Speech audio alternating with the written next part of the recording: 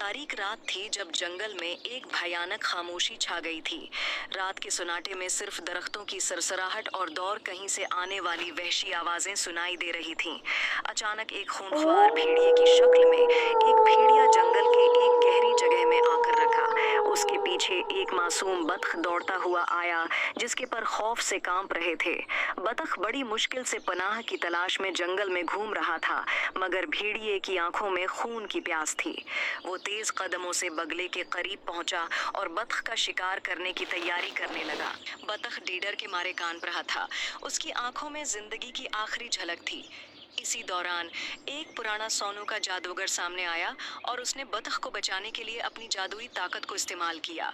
सोनू के जादू से बतख एक दरख्त की गहराई में गायब हो गया, लेकिन भेड़िया अभी तक उसका पीछा कर रहा था। सोनू का जादू इतना ताकतवर था कि उसने भेड़िए को उसके रास्ते से हटा दिया और बतख को बचा लिया। फिर बतख, जो अब बच चुका था, खामोशी से इस जंगल में चला गया, जहां वो हमेशा के लिए छुप कर रहने का फैसला करता है।